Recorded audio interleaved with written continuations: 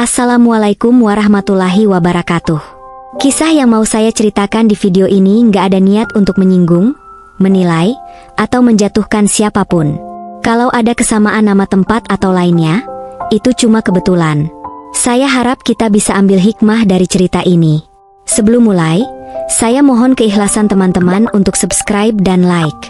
Semoga kalian semua sehat, panjang umur, dan rezekinya lancar. Ini adalah cerita tentang seorang wanita miskin yang hidupnya sangat menderita setelah diceraikan suaminya. Lalu, dia pergi ke hutan dan bertemu dengan harimau besar. Kemudian, hal tak terduga ini terjadi. Begini kisah lengkapnya.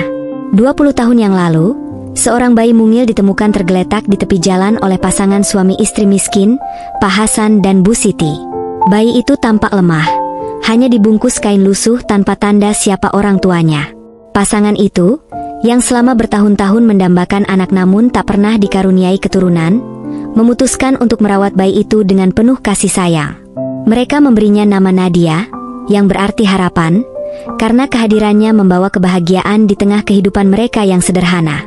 Pak Hasan bekerja sebagai buruh tani, sementara Bu Siti menjadi penjual gorengan keliling.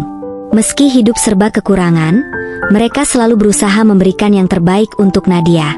Namun, kehidupan tidak pernah mudah bagi keluarga kecil itu. Saat Nadia beranjak dewasa, kedua orang tua angkatnya jatuh sakit akibat kelelahan bekerja dan kurangnya akses kesehatan.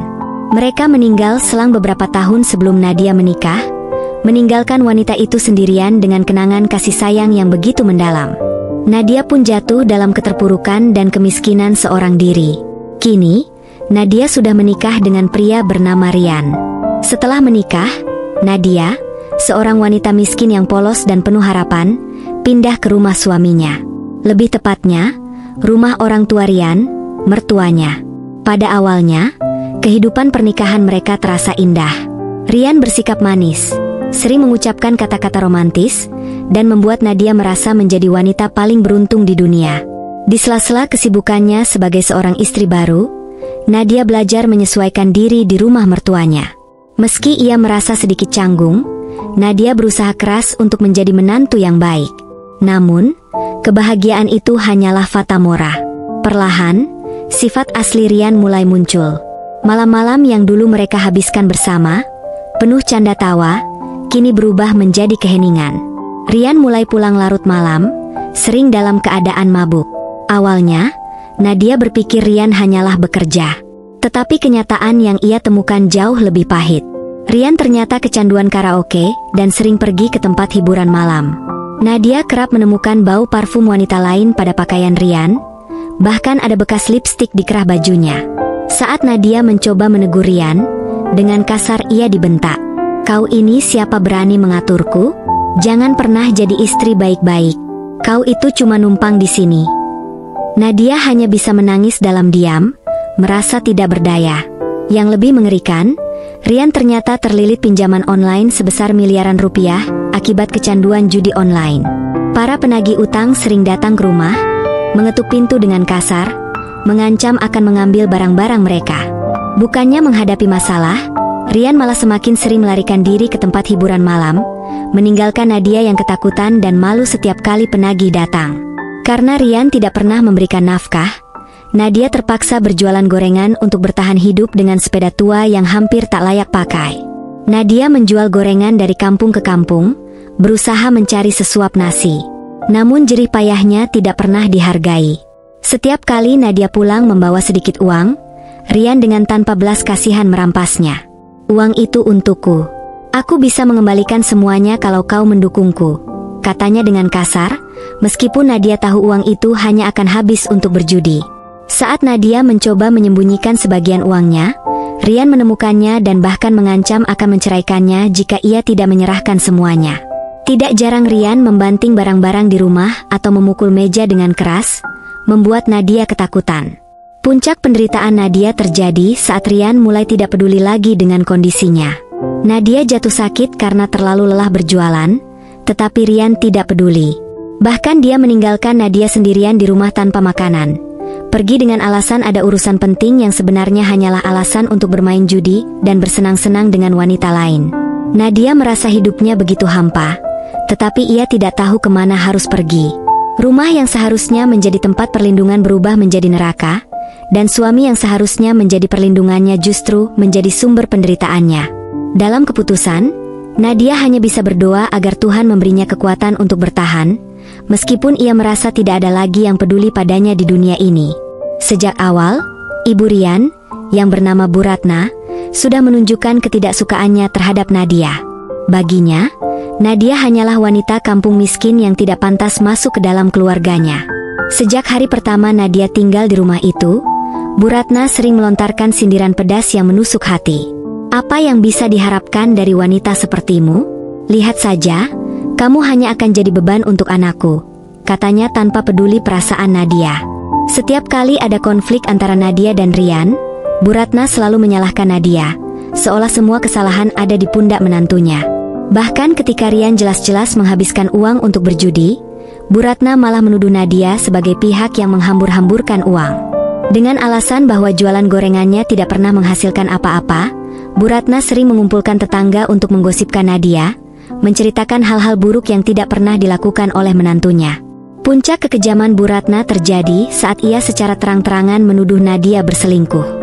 Hanya karena melihat Nadia berbicara dengan seorang penjual sayur di depan rumah, Bu Ratna langsung menuding Nadia tidak setia pada Rian. "Dasar perempuan tak tahu malu. Aku sudah bilang dari awal, wanita seperti kamu tidak punya harga diri," teriaknya di hadapan para tetangga, membuat Nadia merasa sangat terhina.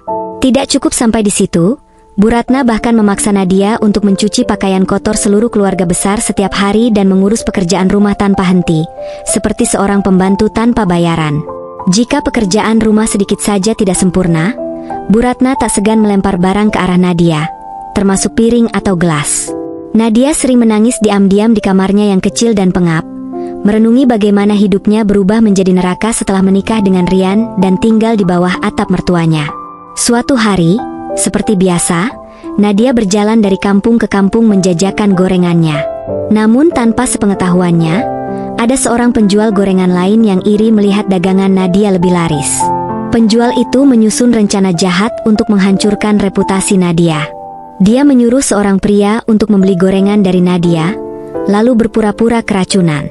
Setelah memakannya, pria itu mulai berteriak-teriak di depan banyak orang, mengatakan bahwa gorengan Nadia membuatnya sakit perut dan hampir pingsan. Kepanikan pun terjadi, dan para warga yang melihat segera berkerumun. Mereka mulai berbisik, menyalahkan Nadia tanpa mencoba mencari tahu kebenarannya. Dalam sekejap, kabar bahwa gorengan Nadia beracun menyebar ke seluruh desa, dan nama Nadia hancur. Bahkan ada warga yang merekam kejadian itu dan menyebarkannya di media sosial, membuat cerita ini viral hingga ke desa-desa lain. Setelah kejadian itu, semua orang mulai membenci Nadia. Setiap kali Nadia melewati jalanan desa, warga meludah ke tanah atau langsung menutup pintu rumah mereka. Ada yang sengaja melempar batu ke arah keranjang dagangannya, menghancurkan gorengan yang masih tersisa. Beberapa anak-anak bahkan mengejeknya sambil berteriak, "Penjual gorengan racun. Jangan-jangan dia mau membunuh kita semua." Nadia mencoba menjelaskan bahwa semua itu fitnah, tetapi tidak ada yang mau mendengarkan. Lebih buruk lagi, mertua Nadia, Bu Ratna, menggunakan kesempatan ini untuk memprovokasi Rian agar menceraikannya. "Lihatlah, perempuan itu tidak hanya memalukan keluarga kita, tapi dia juga membawa aib ke seluruh desa," katanya penuh kebencian. Akhirnya, di tengah tekanan warga dan pengaruh ibunya, Rian menceraikan Nadia. Tanpa ragu, Nadia diusir dari rumah tanpa membawa apapun, hanya meninggalkan kenangan pahit yang menghancurkan hatinya. Dengan langkah lunglai dan air mata yang terus mengalir, Nadia meninggalkan desa, kehilangan segalanya, nama baik, cinta, dan harapannya untuk masa depan, setelah diusir dari rumah Rian. Nadia terpaksa hidup di jalanan tanpa tempat berlindung. Malam-malamnya dihabiskan tidur di perantoko dengan tubuh yang menggigil. Kedinginan hanya ditemani pakaian lusuh yang tidak mampu menghalau angin malam untuk bertahan hidup. Nadia mulai memungut sisa makanan dari tong sampah, seringkali harus berebut dengan kucing atau anjing liar. Setiap kali ia mencoba meminta belas kasihan kepada warga, mereka malah memaki atau mengusirnya. "Pergi sana, jangan mengotori tempat ini," teriak seorang ibu yang melemparkan air kotor ke arah Nadia.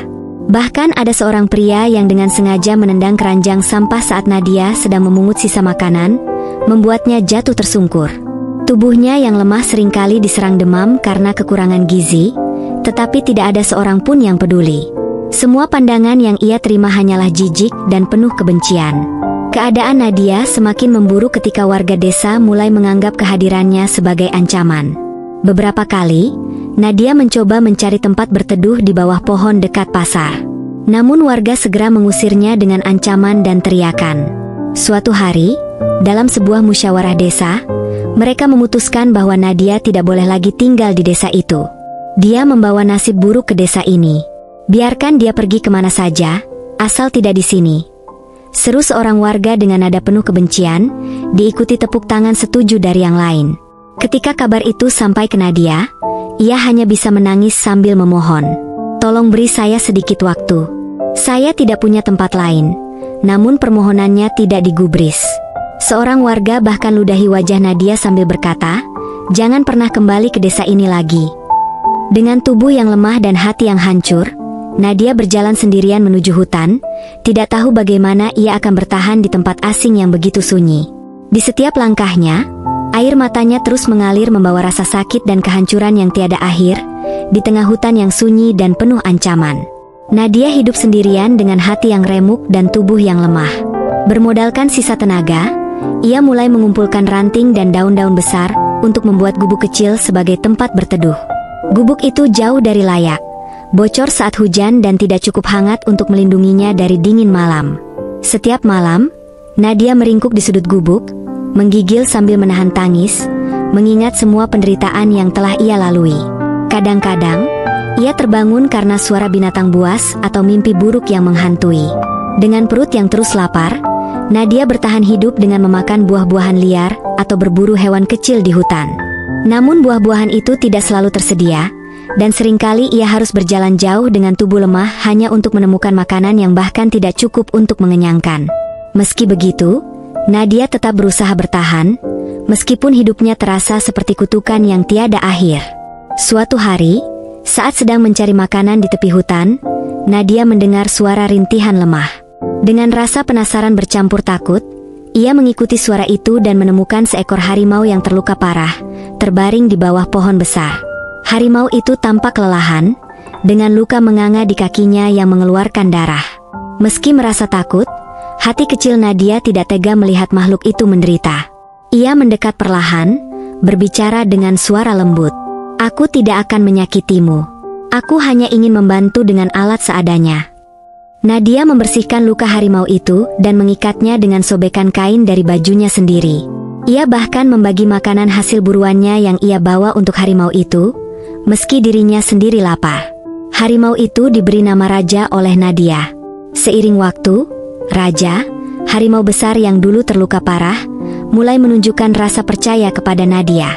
Awalnya, Raja masih waspada, mengawasi gerak-gerik Nadia dengan mata tajam, seolah siap menyerang jika merasa terancam.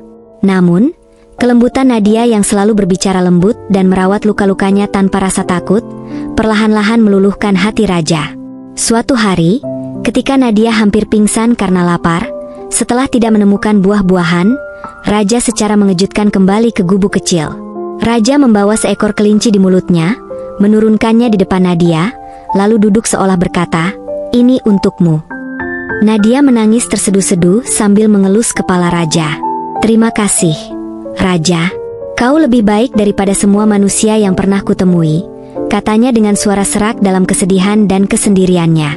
Perhatian kecil dari Raja terasa seperti anugerah terbesar yang pernah ia dapatkan. Hari-hari berlalu, dan Raja semakin memperlihatkan rasa kasih sayangnya kepada Nadia. Ia mulai mengikuti Nadia kemanapun ia pergi, melindunginya dari ancaman hutan seperti ular berbisa atau babi hutan yang mendekat. Nadia merasa Raja adalah satu-satunya makhluk yang benar-benar peduli padanya. Sesuatu yang bahkan manusia tidak pernah berikan. Suatu malam, saat hujan deras mengguyur gubuk kecil, Nadia mulai kebocoran. Nadia duduk menggigil sambil mencoba menahan air, tetapi tubuhnya terlalu lemah untuk melawan dingin. Melihat Nadia dalam kondisi seperti itu, Raja mendekat dan membaringkan tubuh besarnya di samping Nadia, memberikan kehangatan dengan bulunya yang tebal. Nadia menangis sambil memeluk raja, merasa bahwa persahabatan ini lebih dalam daripada hubungan apapun yang pernah ia miliki. "Kau satu-satunya alasan aku masih bertahan hidup," bisiknya di hutan yang penuh bahaya dan kesepian. Raja bukan hanya teman. Ia adalah keluarga, pelindung, dan harapan terakhir Nadia untuk merasa bahwa ia tidak sepenuhnya sendirian di dunia ini. Suatu pagi yang dingin, Nadia keluar dari gubuknya untuk mencari kayu bakar. Udara di hutan terasa lembab, dan hanya suara burung serta gemerisik dedaunan yang menemani langkahnya. Namun, di tengah keheningan itu, telinganya menangkap suara langkah berat di kejauhan. Nadia segera berhenti. Jantungnya berdegup kencang saat mendengar suara manusia yang saling berbicara dengan nada keras. Perlahan ia mendekati sumber suara dan melihat sekelompok pemburu lengkap dengan senapan dan perangkap mereka. Dengan lantang, mereka berbicara tentang mencari harimau untuk diambil kulit dan tanduknya. "Harimau besar itu pasti ada di sekitar sini. Kulitnya bisa dijual mahal," kata salah satu pemburu sambil menunjukkan peta area hutan. Nadia merasakan ketakutan yang luar biasa. Tubuhnya gemetar, bukan karena takut untuk dirinya sendiri, tetapi karena tahu bahwa raja sedang dalam bahaya besar. Dengan langkah cepat namun senyap, Nadia kembali ke gubuknya. Raja, yang sedang beristirahat di depan gubuk, langsung mengangkat kepala. Begitu melihat Nadia datang tergesa-gesa, ia bangkit. "Kita harus pergi," kata Nadia terburu-buru. "Mereka datang untukmu," bisik Nadia, sambil menarik napas gemetar. Harimau itu tampak seolah mengerti, tetapi matanya tetap penuh waspada. Nadia memutuskan untuk membawa raja ke tempat yang lebih aman, jauh dari jangkauan para pemburu, dengan tubuh kecilnya. Ia membantu mengarahkan raja melewati jalur-jalur sempit di hutan, meski duri dan semak-semak melukai tangannya. Setelah berhasil mengamankan raja, Nadia kembali ke gubuknya. Ketika Nadia sedang duduk di depan gubuk kecilnya, sambil membersihkan luka di tangannya akibat duri-duri hutan, suara langkah berat terdengar semakin mendekat. Ia langsung merasa ada bahaya. Beberapa saat kemudian, sekelompok pemburu itu pun muncul dari balik semak-semak, dengan senapan di tangan dan tatapan penuh ancaman. "Hei, perempuan. Kami tahu kau tinggal di sini. Katakan di mana harimau itu," teriak salah satu dari mereka dengan suara lantang. Nadia mencoba tetap tenang meski tubuhnya gemetar ketakutan. "Saya tidak tahu apa yang kalian maksud. Saya tidak pernah melihat harimau," jawabnya dengan suara bergetar. Namun, pemburu itu tidak percaya. Salah satu dari mereka mendekat dengan wajah penuh kemarahan. "Jangan bohong. Kami tahu ada jejak harimau di sekitar sini. Jangan pikir kau bisa menyembunyikannya dari kami," bentaknya sambil mengarahkan senapan ke gubuk kecil Nadia. Nadia, yang sudah terbiasa diperlakukan kasar, tetap berdiri di depan gubuknya, meski air mata mulai mengalir di pipinya. "Tolong, saya benar-benar tidak tahu," isaknya, mencoba melindungi raja tanpa mengungkapkan apapun. Namun, para pemburu tidak puas dengan jawabannya. Mereka mulai menghancurkan gubuk kecil Nadia dengan kejam, menendang tiang-tiangnya hingga roboh. Barang-barang kecil yang Nadia kumpulkan dengan susah payah untuk bertahan hidup dilempar dan dihancurkan tanpa belas kasihan. "Kami akan kembali. Dan jika kami menemukan harimau itu, kau akan menyesal," ancam salah satu pemburu sebelum pergi, meninggalkan Nadia yang terduduk di tanah. Nadia menangis terseduh-seduh, memeluk sisa-sisa gubuknya yang kini hanya berupa tumpukan kayu dan daun. Dalam hatinya, ia merasa hancur. Tidak hanya karena kehilangan satu-satunya tempat berteduh, tetapi juga karena raja, sahabat satu-satunya, kini berada dalam bahaya yang semakin besar. "Aku tidak akan membiarkan mereka menyakitimu. Raja, apapun yang terjadi, aku akan melindungimu," bisiknya dalam tangis yang tak kunjung reda. Raja, yang selalu mengawasi Nadia dari kejauhan, melihat bagaimana gubuk kecil sahabatnya hancur lebur oleh para pemburu itu. Ia duduk diam di antara semak-semak, matanya yang tajam menunjukkan rasa sakit dan ketidakberdayaan. Ketika malam tiba dan hutan mulai sunyi, Raja mendekati Nadia yang terduduk lemah di antara puing-puing gubuknya. Tubuh Nadia terlihat semakin lemah, dan wajahnya yang pucat menunjukkan kelelahan luar biasa. Tanpa tempat berlindung, dingin malam semakin menusuk, membuat Nadia menggigil sambil meringkuk di bawah sisa kain lusuh yang ia miliki. Raja, dengan tubuh besarnya, berbaring di samping Nadia, mencoba memberikan kehangatan dengan bulunya. Harimau itu seolah mengerti bahwa Nadia kini benar-benar rapuh. Tak lagi punya kekuatan untuk melindungi dirinya sendiri. Beberapa hari kemudian, kondisi Nadia semakin memburuk. Tubuhnya demam, napasnya tersengal, dan ia tidak mampu lagi berdiri. Nadia hanya bisa terbaring lemah di atas dedaunan kering, tanpa ada siapapun untuk membantunya. Raja, yang melihat keadaan itu, tampak gelisah. Ia mondar-mandir di sekitar Nadia, sesekali mendengus pelan, seolah berusaha membangunkan sahabatnya. Akhirnya, dengan naluri yang kuat, Raja meninggalkan tempat itu dan berlari menuju sungai terdekat. Ia menunggu dengan sabar di tepi sungai, dan begitu seekor ikan muncul, Raja menyelam dengan cekatan untuk menangkapnya. Dengan ikan segar di mulutnya, Raja kembali ke Nadia. Harimau itu meletakkan ikan tersebut di dekat Nadia dan menjilat wajahnya dengan lembut, mencoba membuat Nadia sadar. Tangisan Nadia akhirnya pecah saat ia melihat ikan itu, dengan tangan yang gemetar. Ia memakannya sedikit demi sedikit, meski air mata terus mengalir dalam keheningan malam. Raja tetap berjaga di sisi Nadia, memastikan bahwa sahabatnya tetap aman. Harimau itu tidak pernah meninggalkan Nadia, bahkan saat bahaya mengintai. Persahabatan mereka kini bukan hanya soal kasih sayang, tetapi juga tentang kehidupan dan pengorbanan yang tak tergantikan. Setelah berhari-hari terbaring sakit, Nadia akhirnya mulai merasa tubuhnya sedikit membaik. Meski masih lemah, ia tahu bahwa bertahan di tempat itu hanya akan membahayakan dirinya dan Raja. Pemburu bisa datang kapan saja, dan ia tidak ingin Raja, yang sudah berkali-kali menyelamatkannya, menjadi korban. Dengan tekad yang tersisa, Nadia memutuskan untuk pergi lebih jauh ke dalam hutan, meninggalkan semua kenangan buruk di baliknya. Raja, seperti biasa, tidak pernah meninggalkannya. Dengan langkah besar dan gerakan lincah, harimau itu memimpin jalan melalui semak-semak tebal, seolah-olah memahami bahwa mereka membutuhkan tempat yang lebih aman.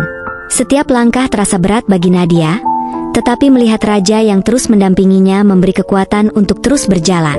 Setelah perjalanan panjang, Raja akhirnya menemukan sebuah gua tersembunyi di bawah tebing tinggi, terlindung dari pandangan siapapun. Tempat itu cukup luas untuk Nadia beristirahat dengan aman, bahkan memiliki sumber air kecil di dalamnya. Namun, meski gua itu menjadi tempat perlindungan yang sempurna, rasa kesepian yang menghantui hati Nadia semakin dalam. Malam-malam di gua terasa begitu sunyi. Ia sering duduk di sudut, memeluk lututnya sambil menatap api kecil yang hampir padam. Air mata Nadia mengalir tanpa henti, membayangkan hidupnya yang dulu, saat ia masih memiliki sedikit harapan akan cinta dan keluarga. Walaupun itu hanya keluarga angkat, kini ia merasa benar-benar terputus dari dunia manusia. Hanya berteman dengan seekor harimau yang setia. Namun, bahkan di tengah kesepian itu, setiap kali Raja duduk di sampingnya dan menatapnya dengan mata lembut, Nadia merasa bahwa kehadiran harimau itu adalah satu-satunya alasan ia mampu bertahan, meski hatinya terus menangis.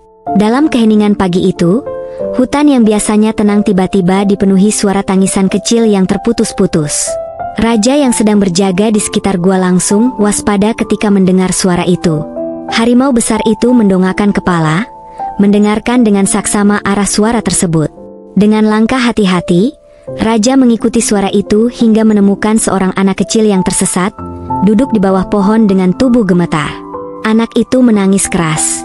Wajahnya kotor oleh tanah dan pakaiannya compang-camping karena terkena duri hutan. Raja, meski berwujud seekor harimau besar, perlahan mendekati anak itu dengan gerakan lembut agar tidak membuatnya semakin takut. Awalnya, anak itu terkejut dan hendak berlari, tetapi Raja tidak menunjukkan tanda-tanda agresi. Dengan langkah perlahan, Raja mulai memandu anak itu menuju gua tempat Nadia berada, seolah-olah mengerti bahwa anak itu membutuhkan pertolongan. Nadia terkejut luar biasa ketika melihat Raja datang bersama seorang anak kecil. Tubuh anak itu sangat kurus. Wajahnya penuh dengan rasa takut, dan matanya terus mengawasi Raja dengan cemas. Nadia segera berlutut di depan anak itu, mencoba menenangkannya. "Jangan takut, Raja tidak akan menyakitimu.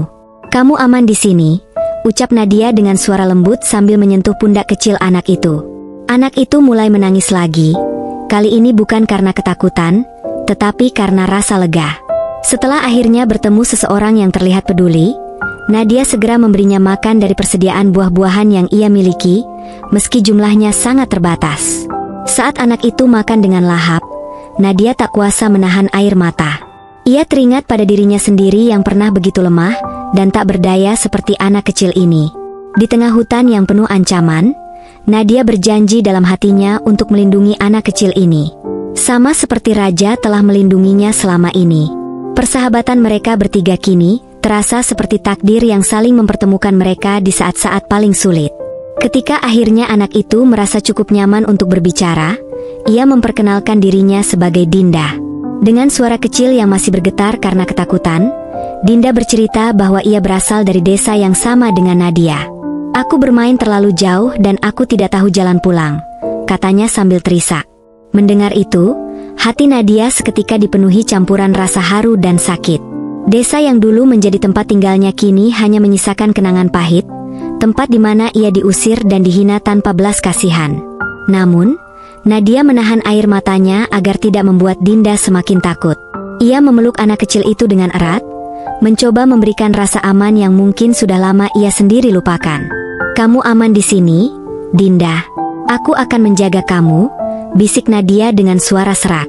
Hari-hari berikutnya, Nadia berusaha sekuat tenaga untuk merawat Dinda, meskipun ia sendiri hidup dalam keterbatasan.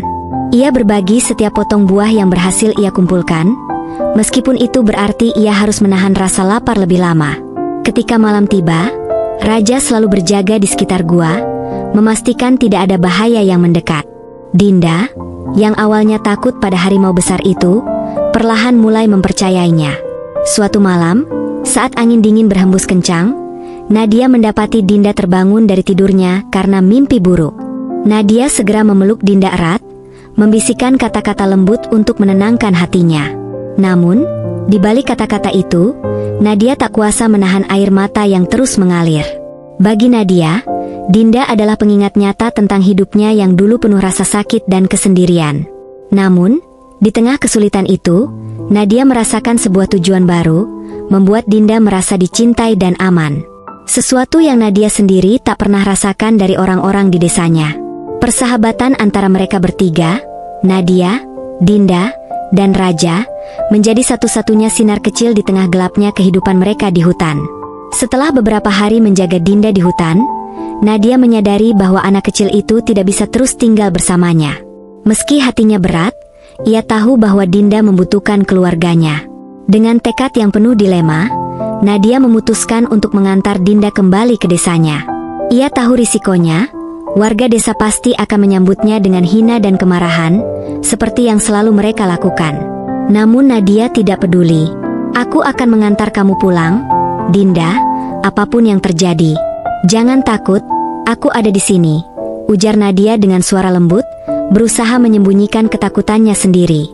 Dengan Dinda yang berpegangan erat padanya, Nadia mulai berjalan menuju desa, diikuti Raja yang selalu setia menjaga mereka dari belakang.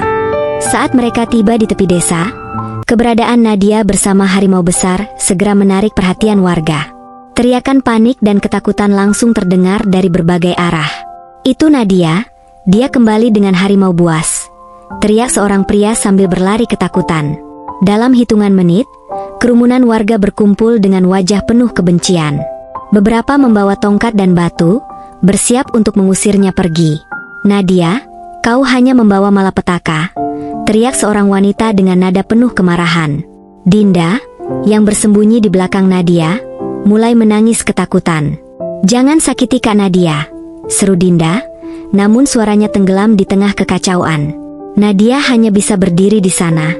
Tubuhnya gemetar menghadapi tatapan penuh kebencian dari orang-orang yang dulu pernah ia sebut tetangga. Meski air mata mengalir deras di wajahnya, Nadia tetap berdiri tegak, berusaha melindungi Dinda dan Raja. Meskipun hatinya terasa hancur menghadapi kebencian tanpa akhir yang terus diarahkan kepadanya. Di tengah kerumunan warga yang marah, seorang pria tua memperhatikan Dinda dengan cermat. Pria itu tiba-tiba berteriak, "Bukankah itu Dinda, anak Pak Lurah?" Suasana menjadi hening sejenak, dan semua orang menatap anak kecil yang berdiri ketakutan di belakang Nadia. Mendengar namanya disebut, Dinda berlari keluar dari persembunyiannya sambil menangis. "Ayah, tolong jangan sakiti Kak Nadia," tangis Dinda dengan suara serak. Kepala desa yang sedang berada di lokasi kejadian segera maju ke depan kerumunan. Matanya membulat saat melihat putrinya yang sudah hilang selama berhari-hari. Namun, alih-alih langsung mendekat, ia memandang Nadia dengan penuh kecurigaan. "Apa yang kau lakukan dengan anakku? Kenapa kau kembali dengan binatang buas itu?" tanyanya dengan nada tajam, membuat hati Nadia semakin terluka. Nadia, meskipun tubuhnya gemetar, berusaha menjelaskan dengan air mata yang tak terbendung. "Saya menemukan Dinda tersesat di hutan. Saya hanya ingin mengembalikannya kepada keluarganya. Raja, dia tidak berbahaya. Dia melindungi kami sepanjang waktu," ucap Nadia dengan suara bergetar, berharap setidaknya ada satu orang yang percaya padanya. Namun, warga tetap berseru marah, menyalahkan Nadia atas segala hal buruk yang pernah terjadi di desa mereka. Dinda, yang tak tahan lagi melihatkan Nadia dihina, berlari memeluknya sambil berkata, "Ayah, jangan salahkan Kak Nadia. Dia menyelamatkanku. Kalau bukan karena dia dan Raja, aku pasti sudah mati." Tangis Dinda menggema, membuat kepala desa mulai ragu akan semua prasangka yang ia miliki. Dengan suara berat, kepala desa akhirnya berkata, "Dinda, kesini. Aku ingin mendengar semuanya dari awal." Dalam suasana tegang itu, Nadia tahu bahwa hidupnya mungkin tidak akan berubah. Tetapi setidaknya ia telah melakukan yang terbaik untuk menyelamatkan Dinda. Setelah mendengar cerita Dinda, kepala desa akhirnya memahami bahwa Nadia bukanlah ancaman seperti yang selama ini dipercaya oleh warga. Dengan nada berat dan penuh penyesalan, ia berkata, "Terima kasih, Nadia, karena telah menyelamatkan anakku. Aku berhutang nyawa padamu." Namun ucapan itu tidak mampu meredakan kebencian. Warga tetap tidak peduli dengan apa yang telah Nadia lakukan. Nadia tetap membawa sial. Dia membawa harimau ke desa, dan siapa yang tahu bencana apa yang akan datang selanjutnya. Seru seorang pria dengan nada marah, diikuti sorak setuju dari kerumunan. Nadia hanya bisa diam, menundukkan kepala sambil menahan air mata yang terus mengalir. Ia tahu bahwa apapun yang ia katakan tidak akan mengubah hati mereka. Saat kepala desa mencoba menenangkan warganya, seorang wanita dengan suara tajam memotong, "Kalau kau membiarkan Nadia tinggal, kami semua akan pergi. Pilih kami atau dia." Dinda yang tidak tahan melihat perlakuan kejam itu berlari memeluk kaki ayahnya sambil menangis terseduh-seduh. "Ayah, tolong jangan usir Kak Nadia. Dia baik, dia menyelamatkanku," isaknya. Suaranya pecah karena rasa sedih yang mendalam. Namun, warga tetap bergeming dan desakan untuk mengusir Nadia semakin kuat. Dengan berat hati, kepala desa akhirnya berkata kepada Nadia, "Aku tidak bisa menentang mereka, tapi aku berjanji aku akan membantumu. Kau tidak pantas diperlakukan seperti ini." Nadia hanya mengangguk, merasa hancur karena harus pergi lagi dari tempat yang bahkan pernah ia sebut rumah. Saat Nadia perlahan berjalan meninggalkan desa, Dinda mengejarnya, menggenggam tangannya erat-erat, seolah tidak ingin membiarkan Kak Nadia pergi. Namun, kepala desa menahan putrinya, memeluk Dinda yang menangis tanpa henti. Dari jauh, Nadia menoleh melihat Dinda yang terus memanggil namanya, tapi ia tahu bahwa ia harus pergi. Kembali ke hutan, ke tempat yang tidak pernah menolaknya. Kepala desa yang merasa berhutang budi kepada Nadia diam-diam menyiapkan bekalan untuknya dengan tangan sendiri. Ia memasukkan makanan, pakaian, dan beberapa kebutuhan lain ke dalam sebuah tas besar. Saat malam tiba, ketika warga desa sudah kembali ke rumah masing-masing, kepala desa mendatangi Nadia yang duduk di pinggiran desa bersama Raja. "Aku tahu kau tidak ingin kembali ke desa, tapi setidaknya bawalah ini. Kau telah melakukan hal besar untuk keluargaku. Jangan biarkan dirimu kelaparan di hutan," ujarnya dengan nada penuh rasa bersalah. Mata Nadia memerah menahan tangis. Dengan tangan yang gemetar, ia memegang tas itu, tetapi tidak membawanya. "Terima kasih, Pak, tapi saya tidak bisa. Saya tidak pantas menerima ini," jawabnya dengan suara serak penuh kepedihan. "Tempat saya bukan di sini, bukan di dunia manusia. Saya hanya akan membawa masalah." Kepala desa mencoba meyakinkan Nadia, tetapi hatinya sudah tertutup oleh luka-luka masa lalu yang terus menghantunya. Air mata mulai mengalir. Nadia membelai kepala Raja, seolah meminta kekuatan dari sahabatnya itu. "Saya lebih baik kembali ke hutan. Di sana, saya tidak perlu takut dihina," Tidak perlu khawatir orang-orang membenci saya, lanjut Nadia. Suaranya terdengar lirih tetapi penuh keyakinan. Kepala desa hanya bisa menghela napas panjang, merasa tidak mampu membujuknya. Dengan langkah pelan, Nadia mulai berjalan kembali ke dalam hutan. Diikuti raja yang setia di belakangnya, namun kali ini ada sedikit cahaya dalam hatinya. Meskipun dunia manusia telah membuangnya, tindakan kepala desa memberinya secercah harapan bahwa masih ada kebaikan yang tersisa. Nadia menyeka air matanya sambil berbisik kepada raja, "Mungkin kita memang tidak punya tempat di sini, tapi setidaknya ada seseorang yang peduli dalam keheningan malam." Mereka kembali ke kedalaman hutan, membawa harapan kecil untuk terus bertahan dalam dunia yang seringkali kejam. Hari-hari di hutan semakin berat, terutama sejak musim kemarau melanda. Buah-buahan yang biasa Nadia dan Raja andalkan mulai menghilang, dan sungai kecil yang mereka gunakan untuk minum hampir mengering. Suatu pagi, saat Nadia terbangun dari tidurnya yang tidak nyaman, ia melihat Raja duduk diam di dekat pintu gua. Tubuhnya terlihat lebih lemah dari biasanya. Bulu-bulunya tidak lagi berkilau, dan gerakannya melambat. Hati Nadia mencelos. Ia segera menyadari bahwa Raja yang biasanya selalu tangguh kini kehabisan tenaga. Raja berusaha keras membawakan hasil buruan kecil untuknya setiap hari, tetapi kini ia terlihat terlalu lemah bahkan untuk berjalan jauh. Dengan air mata yang menggenang, Nadia menghampiri Raja, membelai kepalanya dengan lembut. "Raj, kenapa kamu tidak bilang kalau kamu juga butuh makan?" bisiknya dengan suara bergetar.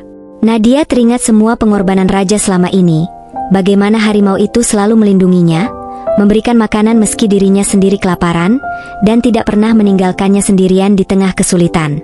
Tangisnya pecah. Ia memeluk tubuh Raja yang besar, namun kini terasa ringkih. "Maafkan aku, Raj. Aku terlalu egois.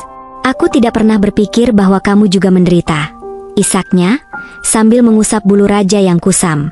Raja, meskipun lemah, mengangkat kepalanya dan menatap Nadia dengan mata lembut, seolah-olah ingin meyakinkannya bahwa semuanya baik-baik saja. Namun tatapan itu justru membuat Nadia semakin sedih. Dalam pelukan Raja, Nadia berjanji, "Aku tidak akan membiarkanmu seperti ini lagi. Aku akan merawatmu sampai kapanpun. Meskipun aku harus memberikan seluruh hidupku untukmu." Kata-kata itu bukan hanya janji untuk Raja, tetapi juga ungkapan cinta terdalam yang ia miliki untuk satu-satunya sahabat sejatinya. Setelah lama kemarau panjang, akhirnya musim hujan tiba. Derasnya air yang turun dari langit membawa malapetaka baru bagi Nadia dan Raja. Gua kecil tempat mereka berteduh mulai tergenang, air terus merambat naik, merendam setiap sudut yang biasa mereka gunakan untuk berlindung. Nadia mencoba sekuat tenaga mengamankan barang-barang sederhana yang ia miliki, tetapi semuanya sia-sia. "Raja, kita harus pergi sekarang," ujar Nadia dengan suara gemetar, mencoba mengatasi rasa takut yang mencekam. Hujan tidak menunjukkan tanda-tanda akan reda, sementara air terus naik mengancam menelan mereka. Dengan tubuh basah kuyup, Nadia dan Raja meninggalkan gua, melangkah ke dalam hutan yang berubah menjadi lautan lumpur. Angin kencang dan suara guntur membuat perjalanan semakin sulit, tetapi Nadia terus berjalan dengan menggenggam harapan bahwa mereka akan menemukan tempat yang lebih aman. Namun di tengah perjalanan, medan licin yang menanjak membuat Nadia kehilangan keseimbangan. Ia tergelincir dan meluncur ke arah jurang yang curam. Jeritan Nadia memecah suara hujan. Tubuhnya meluncur tanpa kendal. Di saat genting itu, Raja melompat dengan cepat, mencengkeram. Tubuh Nadia menggunakan gigi dan cakarnya dengan tenaga yang tersisa. Harimau besar itu menarik Nadia menjauh dari jurang yang hampir menelan hidupnya. Namun, perjuangan itu tidak tanpa pengorbanan dari Raja Salman. Langkah di atas batu licin membuat tubuh besarnya terjatuh ke sisi yang keras. Luka besar menganga di kaki belakangnya, darah mengalir deras bercampur dengan air hujan. Nadia terperangah, air matanya bercampur dengan hujan yang membasahi wajahnya. "Raja, kau terluka," teriaknya penuh kepanikan. Ia memeluk Raja yang kini terengah-engah. Tubuhnya bergetar menahan rasa sakit dengan tangan gemetar. Nadia mencoba menekan luka Raja untuk menghentikan pendarahan, tetapi ia tahu keadaannya semakin memburuk. "Maafkan aku, Raja. Semua ini salahku. Aku tidak akan meninggalkanmu," isaknya di tengah cuaca yang ganas. Nadia dan Raja terjebak dalam pertempuran melawan alam, berjuang untuk bertahan hidup bersama di tengah kesulitan yang semakin berat. Nadia berjuang dengan segenap tenaga untuk merawat raja yang terluka parah di bawah naungan hutan yang basah dan dingin. Nadia menggunakan segala cara sederhana yang ia tahu. Membalut luka raja dengan sobekan kain dari pakaiannya, membersihkannya dengan air hujan yang ia tampung di telapak tangannya. Dengan tubuh yang lemah dan gemetar karena kelelahan, Nadia mengumpulkan dedaunan untuk membuat alas bagi raja agar tidak langsung bersentuhan dengan tanah yang dingin. Namun setiap kali ia menatap, ia melihat harimau besar itu semakin kehilangan kekuatannya. Nafasnya yang biasanya kuat kini terdengar berat dan terputus-putus. "Raja, bertahanlah. Aku mohon, aku tidak bisa kehilanganmu," ucap Nadia sambil menggenggam cakar raja. Matanya jatuh tanpa henti. Ia merasa begitu tidak berdaya, seolah-olah semua usahanya tidak pernah cukup untuk menyelamatkan satu-satunya sahabat yang selalu ada untuknya. Malam itu, langit tampak lebih gelap dari biasanya, seolah turut merasakan duka yang mendalam. Raja, dengan sisa tenaganya, mengangkat kepalanya perlahan dan menatap Nadia dengan mata yang lembut namun penuh kesedihan. Harimau itu mengeluarkan suara pelan, hampir seperti bisikan terakhir, seolah-olah ingin mengatakan sesuatu kepada Nadia. "Jangan, Raja, jangan pergi," Nadia berteriak, merasakan gelombang kepanikan yang menghimpit dadanya. "Aku mohon, jangan tinggalkan aku." Ia memeluk tubuh raja yang semakin dingin, air matanya membasahi bulu raja yang kini terlihat kusam. Dan di saat itulah, harimau itu menutup matanya. Perlahan, nafasnya berhenti dengan damai. Raja meninggal dunia di pelukan Nadia. Dunia terasa runtuh bagi Nadia dalam sekejap. Ia memeluk raja erat-erat, mengguncang tubuh besar itu dengan harapan bahwa ini hanyalah mimpi buruk. "Raja, tolong, jangan tinggalkan aku. Aku hanya punya kamu." Tangisnya pecah di tengah kesunyian malam. Nadia merasa kehilangan segalanya. Cinta, persahabatan, dan satu-satunya makhluk yang pernah membuatnya merasa berharga. Air mata yang tak kunjung reda menetes, menambah luka yang sudah ada. Ia berjanji dalam hatinya untuk selalu mengingat raja sebagai sahabat sejati yang telah memberikan segalanya demi dirinya. Kehilangan raja membuat dunia Nadia terasa benar-benar kosong. Tubuhnya lemah, tangan penuh luka. Ia mulai menggali lubang kecil di tanah basah dengan tangannya sendiri. Setiap kali tangannya menyentuh tanah, rasa sakit di hatinya semakin menjadi, sementara hujan terus turun, membasahi tubuhnya. Namun Nadia tidak peduli. Ia terus menggali sambil berbicara kepada raja, seolah harimau itu masih mendengarkan. "Raja, kau sahabat terbaikku. Kau yang membuatku tetap bertahan selama ini. Tanpamu, aku tidak tahu bagaimana hidupku akan berjalan," ujarnya dengan suara bergetar, karena tangisan. Setiap kali tangannya mengangkat segenggam tanah, matanya jatuh bercampur dengan lumpur. Ia bekerja tanpa henti meskipun tangannya berdarah dan tubuhnya terasa nyaris roboh. Setelah lubang itu selesai, Nadia dengan hati-hati membaringkan tubuh raja ke dalamnya. Tubuh besar harimau itu terlihat damai, seolah tertidur untuk selamanya. Nadia jatuh berlutut di samping kuburan itu, menatap arah tanah yang kini menutupi sahabatnya. Tangisnya pecah, terdengar pilu, memenuhi keheningan hutan. "Kau satu-satunya yang tidak pernah menyakitiku, tidak pernah menghakimiku," isaknya, sambil memeluk tanah itu erat-erat. Nadia terus menangis tanpa henti, merasa kehilangan yang paling dalam yang pernah ia rasakan. Namun, di tengah kepedihan itu, Nadia mengangkat tangannya dan memanjatkan doa dengan suara lirih namun penuh harap. "Tuhan, jika surga itu ada, izinkan aku bertemu raja di sana. Biarkan dia bahagia dan bebas dari semua penderitaan," bisiknya, dengan air mata yang terus mengalir. Meski hatinya hancur, di momen itu Nadia merasa ada sedikit kedamaian dalam dirinya, karena ia pernah merasakan cinta sejati yang tidak pernah ia temukan dari manusia. Cinta itu ada dalam bentuk raja, sahabat terbaik yang kini telah pergi. Setelah kepergian raja, hidup Nadia terasa hampa. Setiap sudut hutan mengingatkannya pada sahabat sejati yang telah pergi. Ia tak mampu lagi berjalan melewati tempat-tempat yang dulu menjadi saksi persahabatannya dengan raja tanpa air mata mengalir deras. Gua yang dulu menjadi tempat perlindungannya kini terasa begitu sunyi. Dan suara angin yang berhembus hanya membawa luka mendalam di hatinya. Akhirnya, dengan berat hati, Nadia memutuskan untuk meninggalkan hutan. Aku tidak bisa lagi tinggal di sini. Aku terlalu rindu padamu, bisiknya lirih, sambil menatap langit hutan untuk terakhir kalinya. Ia memutuskan kembali ke desa, meskipun ia tahu hanya hinaan dan kebencian yang menunggunya di sana. Baginya, menjadi gelandangan di desa lebih baik daripada terus-menerus tersiksa oleh kenangan yang terlalu menyakitkan. Di desa, penderitaan Nadia tak kunjung usai. Warga yang dulu mengusirnya kini memandangnya dengan tatapan penuh jijik. Apalagi yang kau cari di sini, Nadia? Bukankah sudah cukup kau membawa malapetaka ke desa ini? Ujar salah seorang warga dengan nada sinis. Apalagi yang kau cari di sini, Nadia? Bukankah sudah cukup kau membawa malapetaka ke desa ini? Setiap langkah Nadia di jalanan desa disambut dengan ejekan atau lemparan kecil dari anak-anak. Nadia hanya bisa menundukkan kepala, menahan air mata, sambil terus berjalan tanpa arah. Hari-harinya dipenuhi rasa lapar dan dingin.